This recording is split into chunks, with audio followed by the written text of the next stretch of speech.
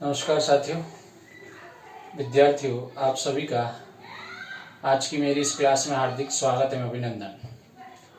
विद्यार्थियों, आज की क्लास में हम बाल विकास एवं शिक्षा शास्त्र के बारे में ही अध्ययन करेंगे। इससे पूर्व की क्लास में हमने विकास के जो सामान्य सिद्धांत है उसकी चर्चा की थी। तो उन सिद्धांतों में से 4 सिद्धांतों की चर्चा हमने बहुत ही अच्छे तरीके से इससे पूर्व वाली क्लास में कर ली थी। आज विद्यार्थियों हम उससे आगे जो विकास के जो सिद्धांत हैं उन सिद्धांतों की चर्चा करेंगे। कल जो 4 सिद्धांत अपन ने पढ़े थे उसमें पहला सिद्धांत अपन ने पढ़ा था कि विकास में परिवर्तन होते हैं। विकास में परिवर्तन होते हैं। Development involves changes. डेवलपमेंट, हाँ, हमने पहला जो सिद्धांत देखा था विद्यार्थियों वो था कि विकास में परिवर्तन होते हैं। Development involves changes. फिर दूसरा देखा था हमने प्रारंभिक विकास परवर्ती विकास से अधिक महत्वपूर्ण होता है। प्रारंभिक विकास परवर्ती विकास से अत्यधिक महत्वपूर्ण होता है। फिर तीसरा जो था वो हमने पढ़ा था कि विकास जो है वो परिपक्वता व अधिगम की उपज है। विकास परिपक्वता व अधिगम की उपज है। और चौथा हमने पढ़ा था कि विकासात्मक पैटर्न जो होते हैं वो पूर्वानुमेय होते हैं।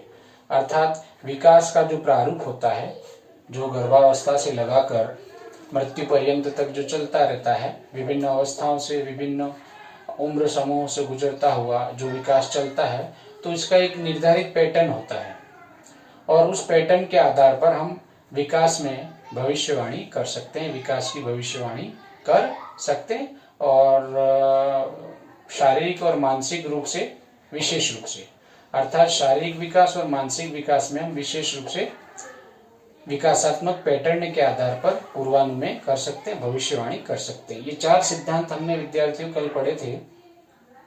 आज जो हमारा 5वां जो सिद्धांत रहेगा वो है कि विकास व्यक्तिगत प्रक्रिया है।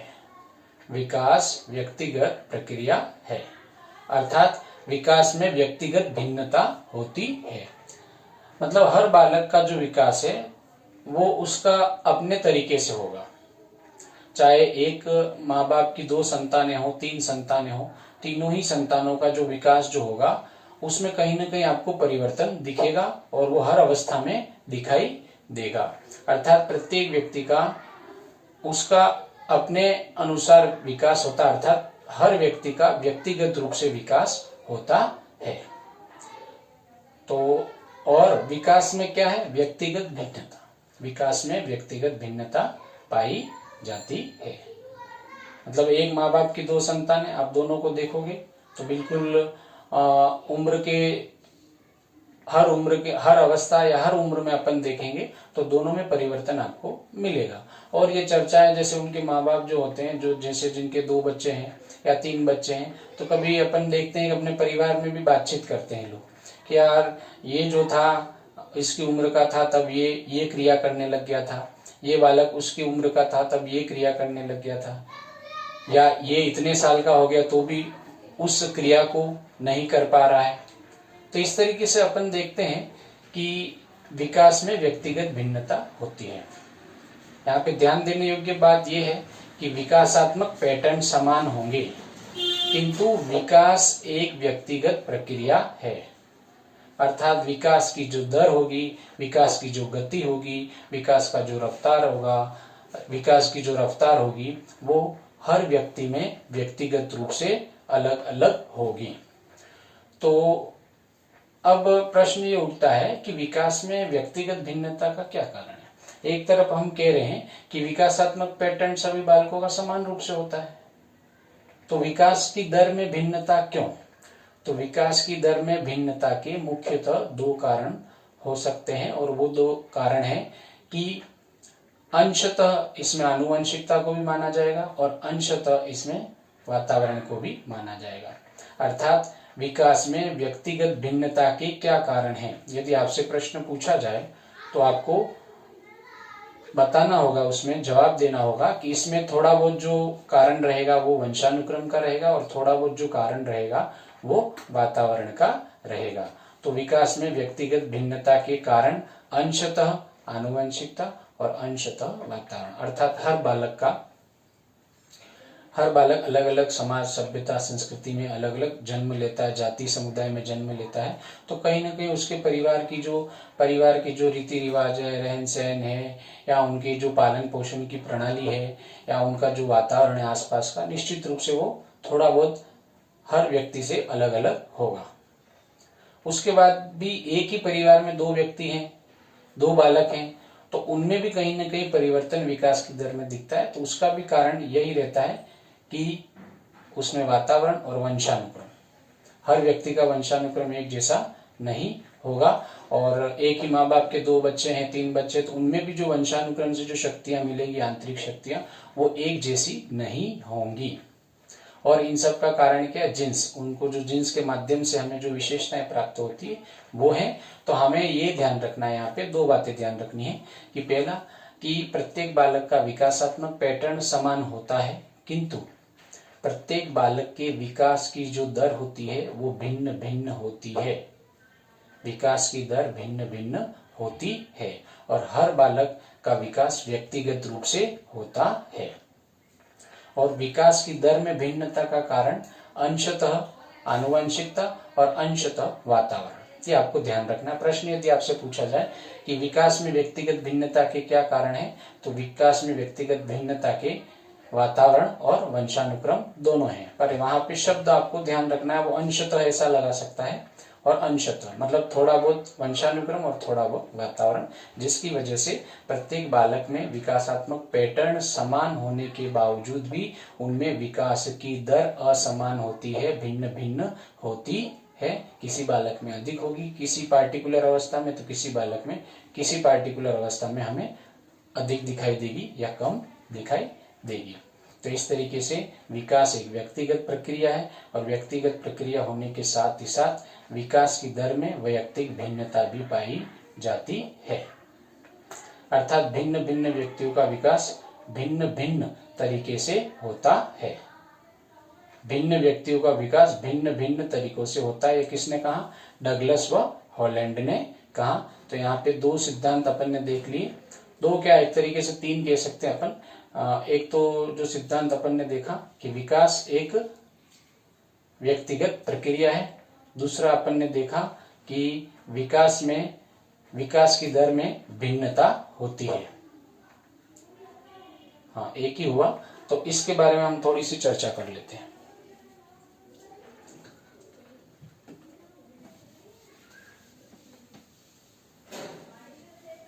यही अपन ने देखा था कि ये पांचवा होगा,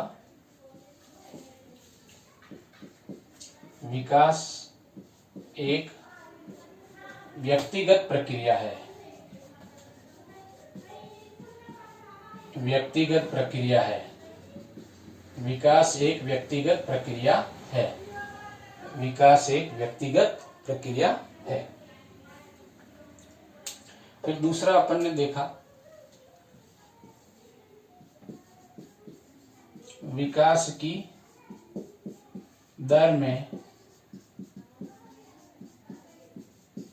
व्यक्तिगत भिन्नता होती है।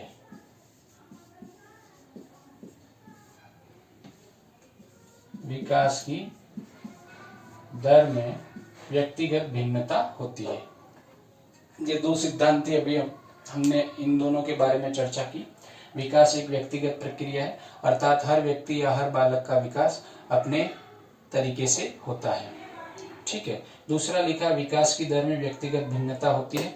तो विकास की दर में व्यक्तिगत भिन्नता हर अवस्था में हमको देखने को मिलती है। और विकास की जो दर है वो भिन्न भिन्न होने का कारण क्या रहेगा? विकास की दर भिन्न होने का कारण क्या रहेगा? अंशतः वातावरण और अंशतः आनुवंशिकता। अंशतः वातावरण और अंशतः आनुवंशिकता जो है वो विकास की दर में व्यक्तिगत भिन्नता के कारण हैं। दूसरा पॉइंट इसमें लिखना हो तो प्रत्येक बालक के विकास की दर में व्यक्तिगत भिन्नता होती है, लिखा हुआ ही है। विकास एक व्यक्तिगत प्रक्रिया है और विकास की दर में व्यक्तिगत भिन्नता के कारण क्या है? अंशतः वातावरण और अंशतः आनुवांशिकता। ये दो चीजें आपको ध्यान में रखनी है। आगे अपन देखते हैं, फिर एक और सिद्धांत आता है, विकास एकीकृत प्रक्रिया है। विकास एकीकृत प्रक्रिया है या फिर विकास का एकीकृत या एकीकरण का सिद्धांत। विकास का एकीकृत या एकीकरण का सिद्धांत, या विकास एक एकीकरण की प्रक्रिया है, या विकास एकीकृत रूप में होता है। यानी विकास किसी शरीर के किसी एक क्षेत्र विशेष में विकास नहीं होकर के सभी क्षेत्रों में एक साथ विकास होता है। पहला ये अपने को ध्यान रखना है, इसमें किसी पार्टिकुलर किसी एक क्षेत्र में विकास नहीं हो करके सभी क्षेत्रों में एक साथ विकास होता है। तो इसमें अपन जैसे कुप्पुस्वामी ने कहा था कि विकास की जो गति होती है वो पूर्ण से अंगों की ओर एवं अंगों से पूर्ण की ओर होती है और यही गति सदैव विद्यमान रहती है। पूर्ण से अंगों की ओर एवं अंगों से पूर्ण की ओर विकास की गति रहती है। अर्थात शुरुआत में जब बालक जो होता है वो अपने जो हाथ, कोई चीज मान लो उसको उठानी है, किसी चीज तक पहुंचना है, तो अपने पूरे शरीर का इस्तेमाल करता है और मुख्य रूप से दोनों हाथों का वो इस्तेमाल करता है। किंतु धीरे धीरे जैसे जैसे उसका विकास होता जाएगा वो फिर क्या करेगा? उंगलियों का इस्तेमाल करते हुए वहां उस वस्तु तक पहुंचने की क्रिया वो करेगा, अर्थात उस वस्तु को उंगलियों के माध्यम से उठा लेगा। उससे पहले यदि उसको कोई चीज दी जाती है शुरुआत में, तो दोनों हाथों का इस्तेमाल करता है, अर्थात पूरे अंग का इस्तेमाल करता है। किंतु धीरे धीरे परिपक्वता, निरंतर अभ्यास और बढ़ती हुई उम्र के आधार पर वो अपने अंगों से अंगों के भागों की तरफ जाता है और फिर अंग एवं अंग के भागों को एक साथ चलाना सीख जाता है। अर्थात विकास जो होगा, बालक जो क्या करेगा? सर्वप्रथम अपने पूर्ण अंगों का इस्तेमाल करेगा, फिर अंगों के भागों का इस्तेमाल करना सीखेगा अर्थात चलाना सीखेगा, और फिर अंत में क्या करेगा? वो पूर्ण अंग एवं अंग के भागों को एक साथ एकीकृत रूप से चलाना वो सीखता है। तो इसमें आपको कुप्पुस्वामी का जो कथन है कि विकास जो है वो पूर्ण से अंगों की ओर एवं अंगों से पूर्ण की ओर उसकी गति निहित होती है। तो ये अपना हो गया तीसरा सिद्धांत। तीसरा सिद्धांत क्या हो गया? कि विकास एकीकृत रूप में होता है, या विकास के एकीकरण का सिद्धांत। विकास के एकीकरण का सिद्धांत, विकास के एकीकरण का सिद्धांत, विकास के एकीकरण का सिद्धांत। विकास के एकीकरण का सिद्धांत में क्या होगा कि इसमें विकास जो है वो पूर्ण से अंगों की ओर एवं अंगों से पूर्ण से अंगों की ओर एवं अंगों से पूर्ण की ओर होता है। कुप्पुस्वामी का कथन है कि विकास पूर्ण से अंगों की ओर एवं अंगों से पूर्ण की ओर, अंगों से पूर्ण की ओर गति करता है।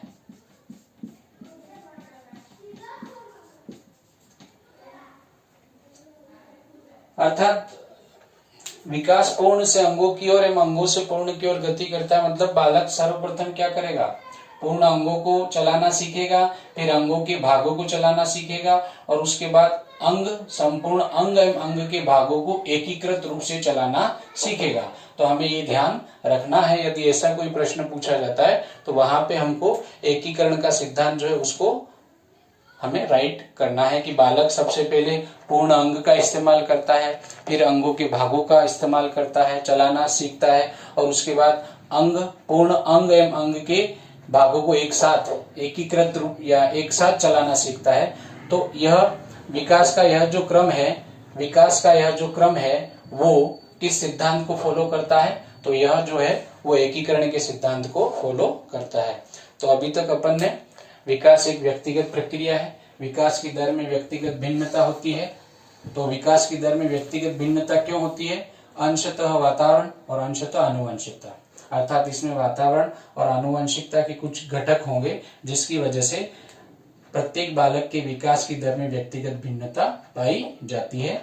विकास के एकीकरण का सिद्धांत क्या कहता है? कुप्पुस्वामी का कथन है कि विकास पूर्ण से अंगों की ओर और एवं अंगों से पूर्ण की ओर गति करता है, अर्थात बालक संपूर्ण अंगों को चलाना सीखेगा, फिर अंगों के भागों को चलाना सीखेगा, और फिर पूर्ण अंग एवं अंग के भागों को एक साथ एकीकृत रूप से भी चलाना सीखता है। हाँ, एक और यहाँ पे चीज नोट करने लायक है कि विकास एक व्यक्तिगत प्रक्रिया है। तो इसमें डगलस का कथन, डगलस व हॉलैंड ने कहा था, डगलस व हॉलैंड ने कहा था कि भिन्न भिन्न व्यक्तियों में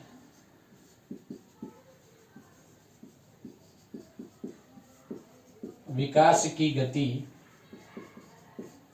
भिन्न भिन्न होती है। यह आपको ध्यान रखना है। भिन्न भिन्न व्यक्तियों में विकास की गति भिन्न भिन्न होती है। विकास एक व्यक्तिगत प्रक्रिया है, इसको अपन ने समझ लिया। विकास की दर में व्यक्तिगत भिन्नता होती है, तो बिल्कुल हर व्यक्ति या हर बालक के विकास की दर में व्यक्तिगत भिन्नता पाई जाती है, अर्थात उसकी जो रफ्तार है, उसकी जो दर है, उसकी जो गति है विकास की, वो अलग अलग रहेगी प्रत्येक व्यक्ति में, प्रत्येक बालक में। और उनमें भिन्नता होने का, इंडिविजुअल डिफरेंस होने का जो कारण है वो कारण रहेगा वातावरण और आनुवंशिकता रहेगा। विकास के एकीकरण का सिद्धांत, अर्थात इसमें यही कि बालक सबसे पहले पूर्ण अंगों का इस्तेमाल करता है, फिर अंगों के भागों को चलाना सीखता है, फिर संपूर्ण अंग एवं अंग के भागों को एक साथ चलाना सीख लेता है, अर्थात नियंत्रण। इसमें मुख्य बात ये ध्यान रखनी है, विकास में एकीकरण का सिद्धांत का मतलब यही है कि शुरुआत में बालक अपने पूरे शरीर पर या अंग प्रत्यंगों पर एक साथ नियंत्रण नहीं कर पाता है, किंतु जैसे जैसे वो परिपक्वता की ओर बढ़ता जाता है, उसकी उम्र बढ़ती जाती है, उसके अभ्यास का क्रम बढ़ता जाता है, तो वो पूर्ण अंगों को, फिर अंगों के भागों को, और फिर एक साथ पूर्ण अंग एवं अंगों के भागों को एक साथ एकीकृत रूप से या अलग अलग रूप से उनका इस्तेमाल करना सीख जाता है। वो किसकी वजह से सीख जाता है? परिपक्वता की वजह से, बढ़ती उम्र, बढ़ते अभ्यास की वजह से वो अपने अंग और अंगों के भागों पर गति या अंगों के भागों की गति पर नियंत्रण करना सीख जाता है। तो ये तीन जो सिद्धांत है वो आपको ध्यान रखने हैं। विकास एक व्यक्तिगत प्रक्रिया, भिन्न भिन्न व्यक्तियों में विकास की गति भिन्न भिन्न होती है। आपसे कोटेशन पूछ के प्रश्न पूछा जा सकता है कि भिन्न भिन्न व्यक्तियों में विकास की गति भिन्न भिन्न होती है, या विभिन्न व्यक्तियों में विकास की गति विभिन्न होती है। तो इस कथन का संबंध विकास के किस सिद्धांत से है? तो इस कथन का संबंध विकास एक व्यक्तिगत प्रक्रिया है, इससे है। दूसरा प्रश्न, विकास की दर में भिन्नता होने का क्या कारण है, या विकास की दर में व्यक्तिगत भिन्नता के कारण?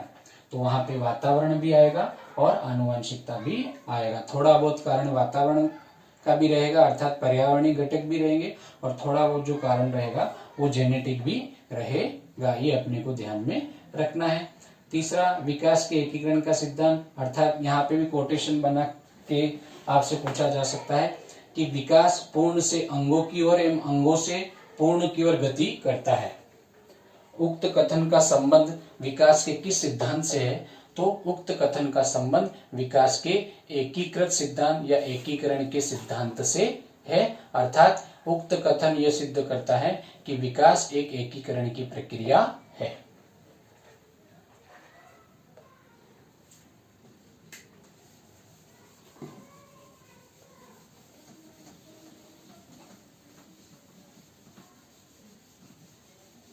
अब आगे अपन देखेंगे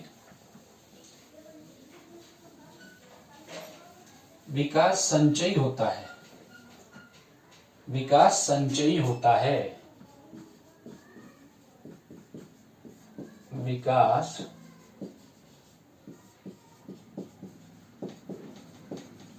संचयी होता है।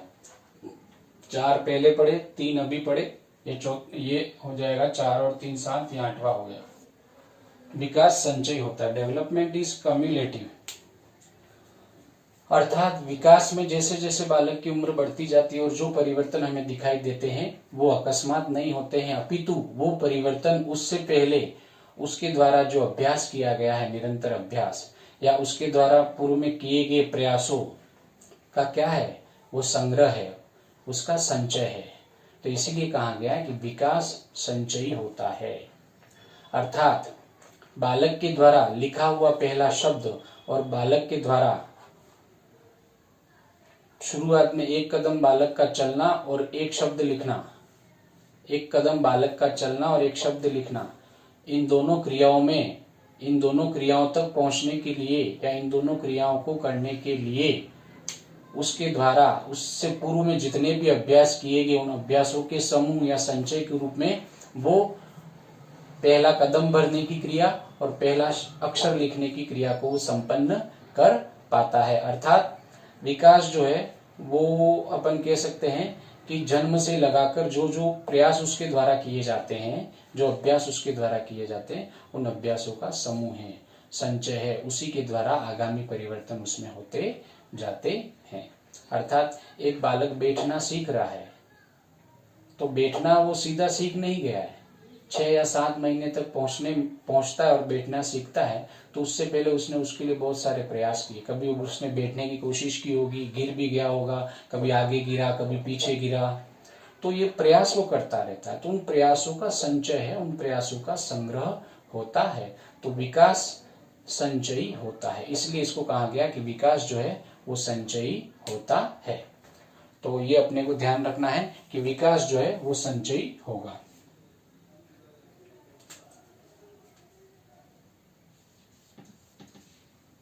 अर्थात उसके द्वारा पार्टिकुलर किसी एक क्रिया को संपादित करने के लिए उसके द्वारा जो प्रयास किए जाते हैं ना, उन प्रयासों का समूह है। अर्थात पूर्व के जितने भी अनुभव, उन अनुभवों को जुड़कर वो आगे कोई नवीन कार्य करता है। उन अनुभवों, उन अभ्यासों को जोड़कर, उन प्रयासों को जोड़कर आगे कोई नवीन कार्य या नवीन कोई क्रिया वो करता है। इसलिए विकास को संचय कहा जाता है। विकास की जो प्रक्रिया वो कैसी है, संचय है।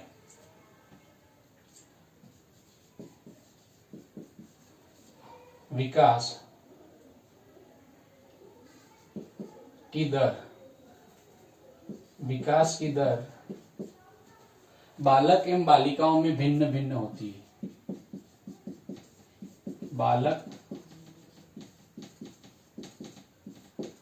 बालक एवं बालिकाओं में भिन्न होती है। बिल्कुल सही है कि विकास की जो दर होगी, डेवलपमेंट रेट होगी, वो बालक और बालिकाओं में भिन्न भिन्न होती है। हम देखते हैं कि बालिकाओं का जो विकास होता है किशोरावस्था तक, वो उनमें परिपक्वता आ जाती है और किशोरावस्था तक उनका जो विकास होता है वो तीव्र गति से होता है।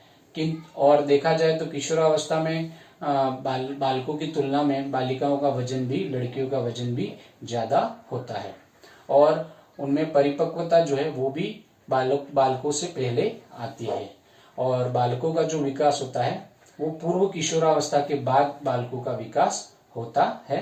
तो हमें ये ध्यान रखना है कि बालकों की तुलना में बालिकाओं में विकास की गति तीव्र होती है पूर्व किशोरावस्था तक, और बालकों में जो परिवर्तन होते हैं वो लगभग जो किशोरावस्था के जो परिवर्तन होते हैं या जो भी विकास होना है वो मुख्य रूप से किशोरावस्था के बाद होता है, अर्थात पूर्व किशोरावस्था के बाद होगा।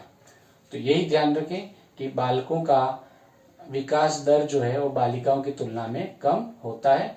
बालिकाओं में परिपक्वता जल्दी आती है, बालकों में परिपक्वता लेट आती है। बालकों का विकास थोड़ा धीमी गति से होता है बालिकाओं की तुलना में। तो बालक और बालिकाओं में विकास की दर जो है वो भिन्न भिन्न होती है। विकास की दर बालक एवं बालिकाओं में भिन्न होती है।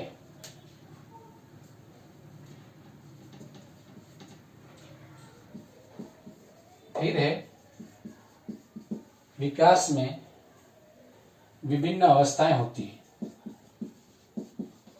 विकास में विभिन्न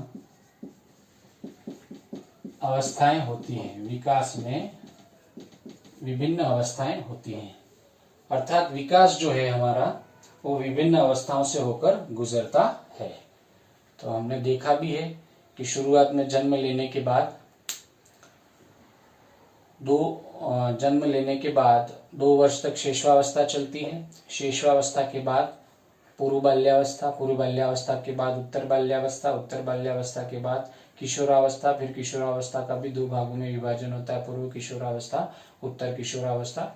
और ये होने के बाद बालक प्रौढ़ावस्था की ओर जाता है, फिर वृद्धावस्था की ओर जाता है, अर्थात विकास में विभिन्न अवस्थाएं निहित हैं।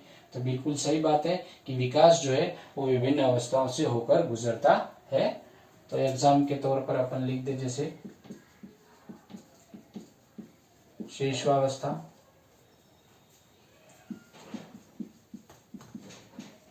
बाल्यावस्था, किशोरावस्था, प्रौढ़ावस्था और आगे वृद्धावस्था। ये हमें ध्यान रखना है, वृद्धावस्था। तो विकास में विभिन्न अवस्थाएं होती हैं या विकास में विभिन्न अवस्थाएं विद्यमान होती है या विकास विभिन्न अवस्थाओं से गुजरता है। यह भी इसका सिद्धांत है, यह भी इसका सिद्धांत है। फिर है विकास के प्रतिमान का सिद्धांत। प्रतिमान का सिद्धांत ये हमें ध्यान रखना है। प्रतिमान का सिद्धांत का मतलब होता है कि प्रतिमान हर प्रजाति की जातिगत विशेषताएं होती हैं और उस प्रजाति की जातिगत विशेषताओं के आधार पर ही उस प्रजाति के समस्त प्राणियों का विकास होता है। अर्थात प्रजाति विशेष में जितने प्राणी हैं उन सभी प्राणियों का विकास समान तरीके से होता है, यह हमें ध्यान रखना है। तो यही है विकास के प्रतिमान का सिद्धांत, यानी अर्थात हर प्रजाति के प्राणियों का विकास उस प्रजाति का जो प्रतिमान है, उस प्रजाति का जो विकासात्मक पैटर्न है उसी के अनुसार होगा, चाहे वो मानव जाति हो या पशु जाति हो। तो हमें यह ध्यान रखना है। और वो बालक, जैसे हम मानव प्रजाति हैं, तो बालक जो भी हमारे मतलब इस पृथ्वी पर कहीं पे भी जन्म लेगा तो उसका एक निश्चित प्रतिमान होगा बढ़ने का। वही कि उसमें वो पहले बैठने की क्रिया के बाद खड़े होने की क्रिया के बाद चलने की क्रिया और फिर दौड़ने की क्रिया। तो इस एक निर्धारित जो प्रजाति का जो प्रतिमान होता है, प्रतिमान मतलब मॉडल, तो उस मॉडल के अनुसार, उस पैटर्न के अनुसार, उस प्रारूप के अनुसार उस प्रजाति के समस्त प्राणियों का विकास होता है। तो यही कहलाता है विकास का प्रतिमान का सिद्धांत। विकास का प्रतिमान का सिद्धांत। विकास जो है, विकास वंशानुक्रम व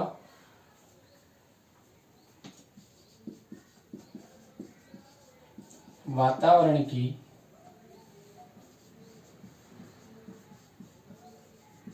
अंतःक्रिया का परिणाम है।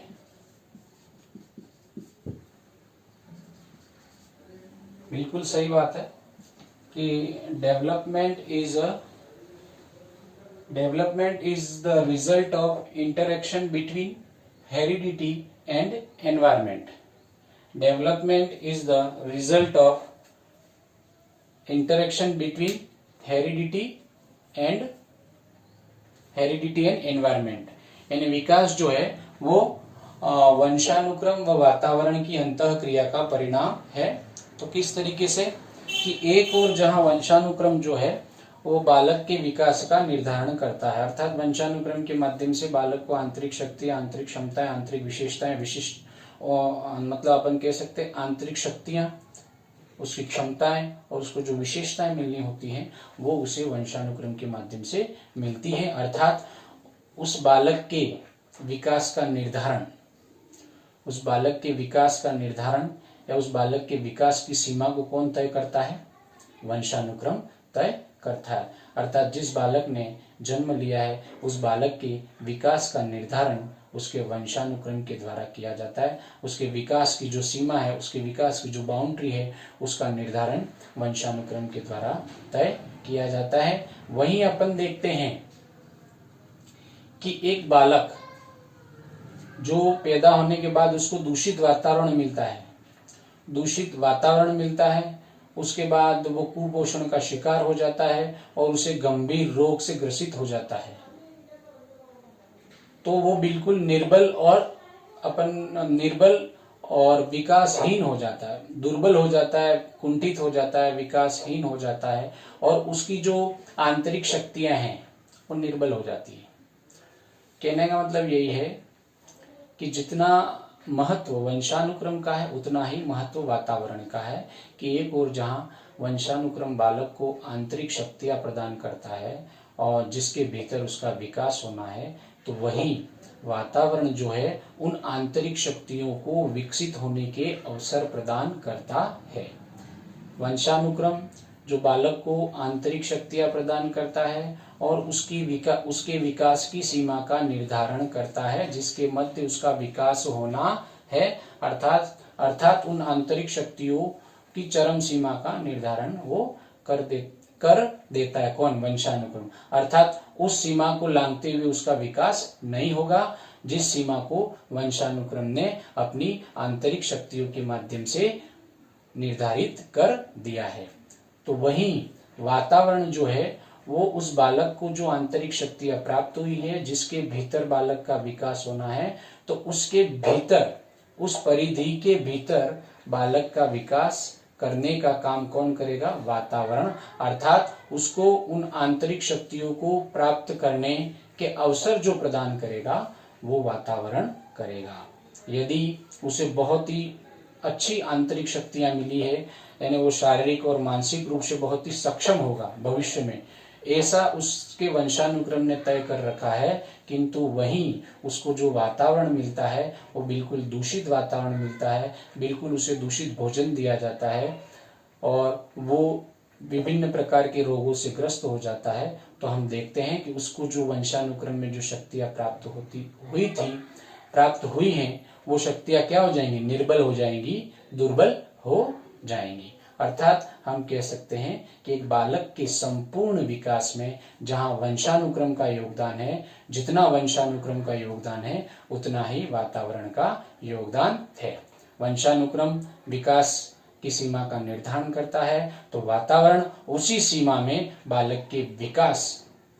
बालक को विकसित होने का अवसर कौन प्रदान करता है? वातावरण करता है। तो हमें ध्यान रखना है कि जो विकास जो है वो वंशानुक्रम व वातावरण की अंतरक्रिया का परिणाम है। विकास वंशानुक्रम व वातावरण की अंतरक्रिया का परिणाम है। तो एक बार अपन जो अभी तक अपन ने जो सिद्धांत पढ़े हैं उन सिद्धांतों को अपन दोहरा देते हैं। पहला सिद्धांत हमने पढ़ा था विकास में परिवर्तन होता है। पहला सिद्धांत क्या पढ़ा था हमने? विकास में परिवर्तन होता है। दूसरा सिद्धांत हमने देखा था विकास में परिवर्तन होता है, अर्थात विकास में हर अवस्था में परिवर्तन होता जाएगा। जैसे शुरुआत में शिशु, बच्चा, बालक, युवा, प्रौढ़ और वृद्ध। फिर दूसरा अपन ने देखा था कि प्रारंभिक विकास जो है वो परवर्ती विकास से अधिक महत्वपूर्ण होता है। तो जन्म लेने के 5 या 6 वर्ष तक की जो अवस्था होती है उसमें बालक का विकास बहुत तीव्र गति से होता है, उसके सीखने की क्षमता बहुत ही तीव्र होती है और तब यदि बालक को उचित मार्ग निर्देशन दिया जाए और उसे एक अच्छा समुचित वातावरण दिया जाए तो निश्चित रूप से वो भविष्य में एक समायोजित व्यक्तित्व के रूप में वो स्थापित हो सकता है। वहीं उस अवस्था में जन्म से लगाकर 6 वर्ष तक की अवस्था में यदि बालक को अच्छा वातावरण नहीं मिल पाता है और बालक को जो अनुभव प्राप्त होते हैं वो बिल्कुल प्रतिकूल अनुभव प्राप्त होते हैं, उसमें मानसिक संघर्ष होगा, तो यकीन मानिए उसका वो भविष्य में कुसमायोजित बालक के रूप में स्थापित होगा। तो दो तो ये हो गए। तीसरा अपन ने पढ़ा था कि अपने विकास जो है वो परिपक्वता व अधिगम की उपज है, और इसको हमने सिद्ध भी किया था कि जहाँ परिपक्वता के मध्य या परिपक्वता के दायरे में बालक का विकास होना है, वहीं उस विकास को प्राप्त करने के लिए, उन आंतरिक शक्तियों को प्राप्त करने के लिए बालक को निरंतर अभ्यास और एक समुचित वातावरण की जरूरत होती है। चौथा हमने देखा था कि विकासात्मक पैटर्न पूर्वानुमेय होते हैं, और इसमें हमने क्या देखा था कि बालक का जो शारीरिक और मानसिक विकास का जो क्रम है उसका हम पूर्वानुमेय कर सकते हैं, और दो सिद्धांतों के माध्यम से इसको समझा भी था दोस्तों हमने।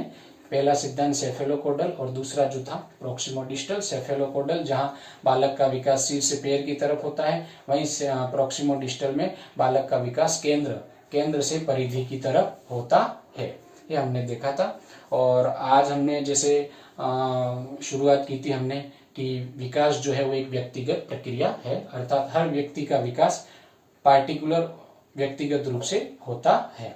डगलस हॉलैंड ने कहा कि भिन्न भिन्न व्यक्तियों का विकास भिन्न भिन्न तरीके से होता है, अर्थात चाहे उसका शारीरिक, सामाजिक, संवेगात्मक या मानसिक विकास, कोई सा भी विकास का पक्ष हो, व्यक्तिगत रूप से उसका डेवलपमेंट होता है। फिर हमने देखा कि विकास की जो गति है या विकास की जो दर है या विकास की जो रफ्तार है उसमें व्यक्तिगत भिन्नता होती है। तो विकास की दर, विकास की रफ्तार, विकास की गति में व्यक्तिगत भिन्नता का कारण क्या होता है? अंशतः वातावरण को माना जाता है और अंशतः आनुवंशिकता को माना जाता है। इसमें दोनों ही कारण रहेंगे व्यक्तिगत भिन्नता के। उसके बाद अपन ने देखा कि विकास संचयी होता है, अर्थात बालक के द्वारा जो अभ्यास किए जाते हैं उन्हीं अभ्यासों के माध्यम से बालक में जो परिवर्तन होते हैं वो हमें दिखाई देते हैं। पार्टिकुलर कोई क्रिया की जाती है तो उस क्रिया तक पहुंचने के लिए उसके द्वारा पूर्व के किए गए अनुभव हैं, पूर्व के किए गए प्रयास हैं। जैसे एक बालक बैठना सीख गया, तो बैठना सीखा है वो, तो उससे पूर्व उसके द्वारा प्रयास किए गए, उसको पूर्व के अनुभव है, उन अनुभवों, उन प्रयासों के माध्यम से वो बैठना सीखा है। तो विकास संचयी होता है, अर्थात इसमें अनुभव और अभ्यास निरंतर जुड़ते जाते हैं और वो उत्तरोत्तर प्रगति करता जाता है। फिर अपन ने देखा कि विकास की दर बालक एवं बालिकाओं में भिन्न भिन्न होती है। विकास की जो दर होगी बालक व बालिकाओं में भिन्न भिन्न होगी। तो ये भी अपन ने देख भी लिया है कि पूर्व किशोरावस्था तक बालिकाओं का लगभग विकास हो जाता है, और विकास की जो दर होती है बालिकाओं में बालकों की तुलना में तीव्र होती है। पूर्व किशोरावस्था तक उनका वजन जो है वो भी ज़्यादा होता है, लंबाई भी ज़्यादा हमें बालकों से दिखाई देती है, किंतु बालकों का जो विकास होता है वो पूर्व किशोरावस्था के बाद बढ़ता है। तो बालक और बालिकाओं में विकास की दर भिन्न भिन्न होती है। फिर विकास में विभिन्न अवस्थाएं होती है। तो निश्चित रूप से विकास में बहुत सारी अवस्थाएं हमने देखी। शेषवावस्था के बाद बाल्यावस्था, बाल्यावस्था में पूर्व बाल्यावस्था, फिर उत्तर बाल्यावस्था, फिर किशोरावस्था में पूर्व किशोरावस्था, फिर उत्तर किशोरावस्था, और फिर प्रौढ़ावस्था और वृद्धावस्था। फिर आता है विकास के प्रतिमान का सिद्धांत, अर्थात हर प्रजाति के विकास का एक प्रतिमान होता है, एक पैटर्न होता है। उसी के अनुसार उस प्रजाति के समस्त प्राणियों का विकास उसी क्रम में और उसी के अनुसार होता है। जैसे मानव प्रजाति का जो बालक है, मानव प्रजाति के जो प्राणी हैं उसमें क्रियाएं क्रमशः होती है, जैसे बैठना, खड़े होना, चलना और फिर दौड़ना।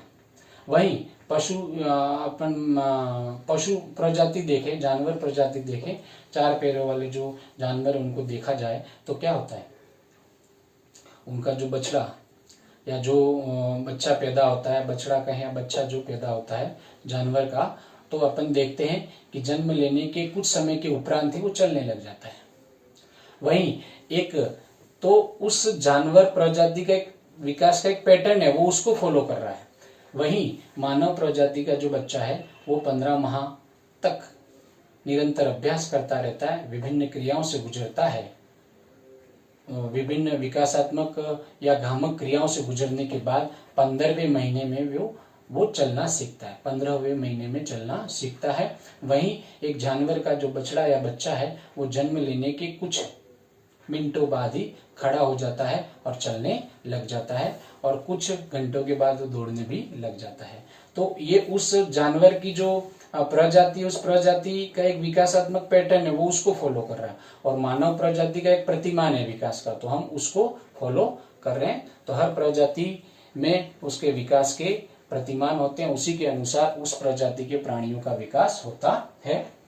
फिर है विकास जो है वंशानुक्रम में वातावरण की अंतःक्रिया का परिणाम है, जहां वंशानुक्रम के माध्यम से बालक को आंतरिक शक्तियां मिलती हैं और उन आंतरिक शक्तियों के भीतर बालक का विकास होता है। अर्थात बालक के विकास का निर्धारण आंतरिक शक्तियों के द्वारा किया जाता है, जो कि वंशानुक्रम से प्राप्त होती है। वहीं जन्म लेने के बाद उन आंतरिक शक्तियों के भीतर उस बालक को विकसित होने के अवसर वातावरण के द्वारा प्रदान किए जाते हैं। तो बालक के विकास में वंशानुक्रम और वातावरण का एक समान योगदान है, दोनों का ही सापेक्षिक योगदान है, सापेक्षिक महत्व है, यह हमें ध्यान रखना है। तो इस तरीके से लगभग 12 सिद्धांत हमने अभी देख लिए विद्यार्थियों। यदि इसका आप स्क्रीनशॉट लेना हो तो ले सकते हैं।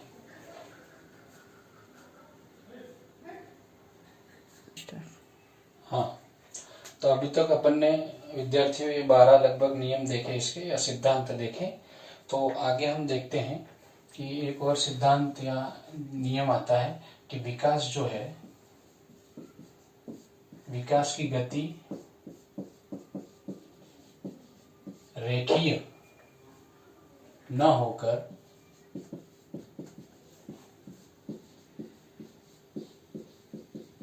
वर्तुलाकार होता है। अर्थात विकास की गति रेखीय न होकर वर्तुलाकार होता है, अर्थात सीधा एक दिशा में या सीधी दिशा में गमन नहीं करता है विकास, जबकि विकास की जो गति होगी वो वर्तुलाकार की होगी। ये लीनियर नहीं होकर के स्पाइरल होता है। अर्थात बालक का विकास ये सीधी रेखा में नहीं होगा, इस तरीके से बालक विकसित नहीं होगा, जबकि बालक का जो विकास होगा वो इस तरीके से होगा, आगे बढ़ता जाएगा और पीछे भी आता जाएगा, आगे बढ़ते हुए पीछे भी आता जाएगा। ये रेखीय और ये वर्तुल है, अर्थात आगे भी बढ़ेगा किंतु वापस पीछे की ओर भी आता हुआ हमें दिखाई देगा। जहां शुरुआत में शिशुअवस्था में अपन देखते हैं कि बालक का विकास तीव्र गति से होता है, शारीरिक विकास कहें या मानसिक विकास कहें, किंतु वहीं वो जो विकास की जो दर है वो बाल्यावस्था में आने पर हमें यूं लगती है बिल्कुल स्थिर हो गई है।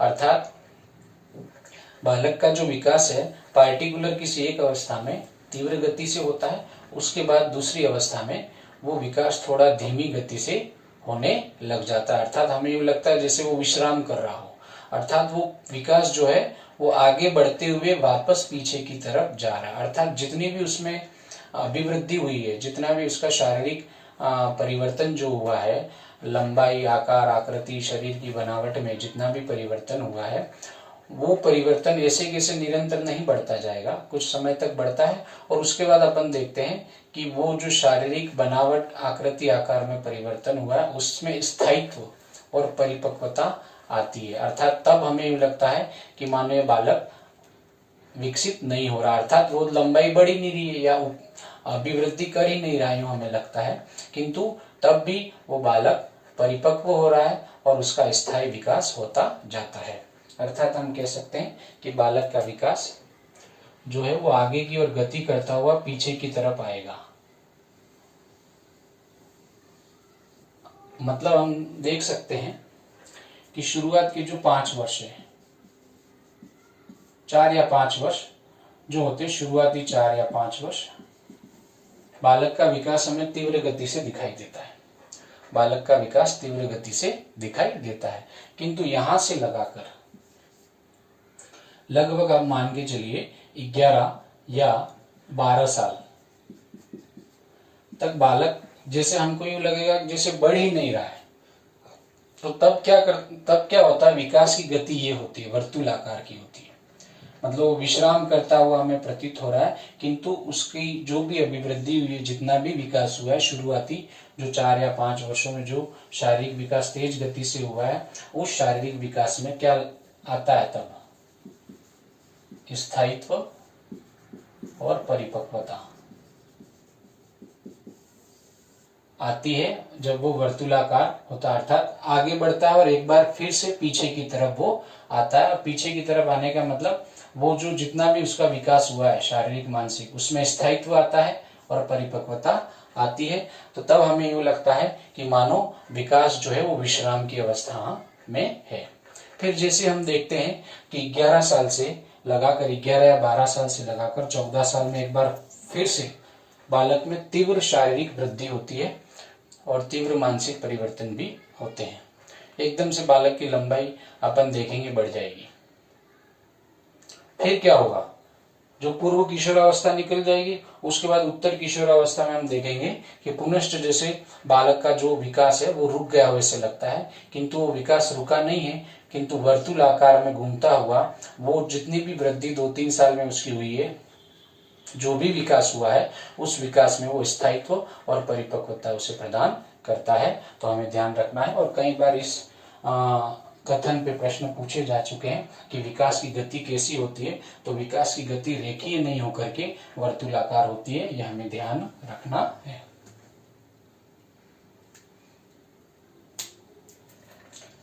अब आगे देखते हैं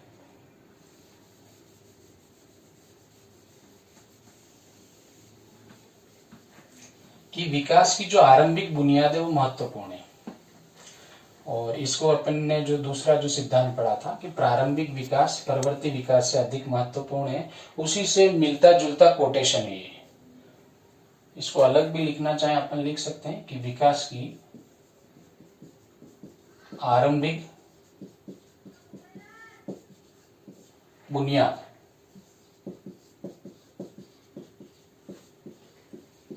महत्वपूर्ण है। अर्थात यूं सामान्य अर्थों में देखा जाए तो अपन ने जो शेषावस्था जो बांटी गई है, अर्थात जो अवस्थाएं बांटी गई है, उसमें शेषावस्था को 0 से 5 वर्ष भी बताया है। 0 से 5 वर्ष मानते हैं, फिर बाल्यावस्था को 6 से 12 वर्ष मानते हैं, फिर किशोरावस्था को 13 से 18 मानते हैं।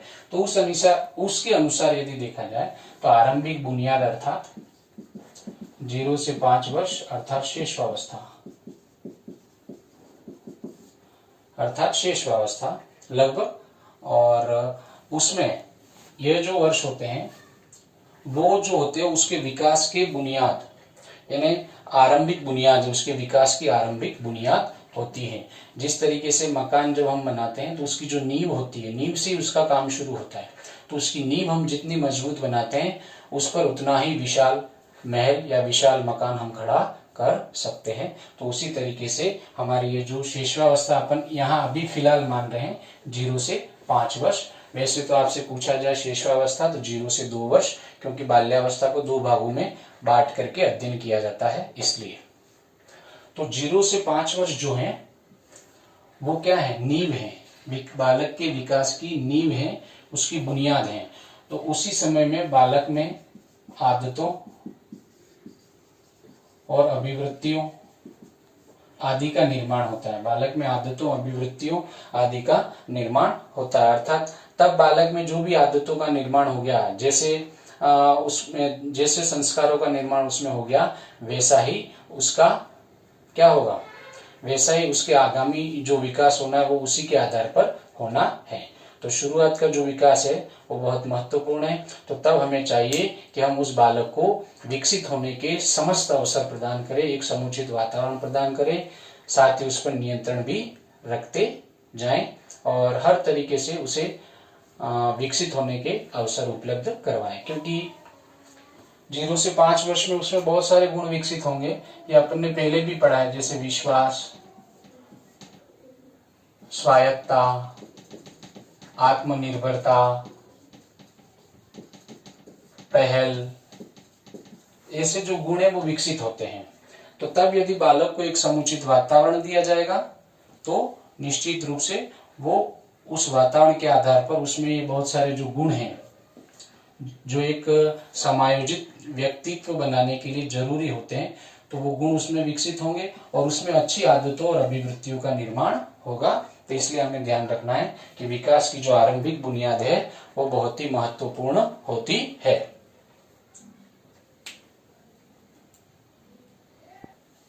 तो साथियों, इस तरीके से आज हमने विकास के लगभग 10 से 11 सिद्धांतों या नियमों की चर्चा की या मान्यताओं की चर्चा की जो विकास से संबंधित थी।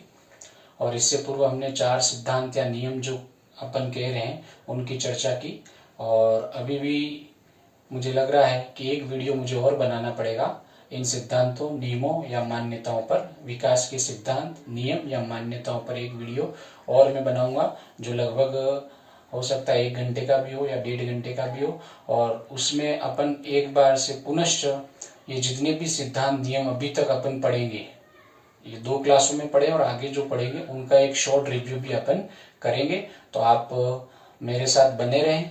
और मेरा ध्येय या मेरा उद्देश्य एक ही है कि मैं आपको अच्छी तरीके से, या मुझे जितना भी ज्ञान है मनोविज्ञान का, या मैंने जितना भी मनोविज्ञान को समझा है, वो मैं आपके समक्ष प्रस्तुत कर रहा हूँ। उम्मीद करता हूँ कि ये आपके लिए बहुत ही उपयोगी सिद्ध होगा, सहायक सिद्ध होगा। और यदि आपको मेरा वीडियो अच्छा लगे तो निश्चित रूप से आप लाइक और कमेंट करेंगे तो मुझे भी थोड़ा मोटिवेशन मिलेगा। धन्यवाद।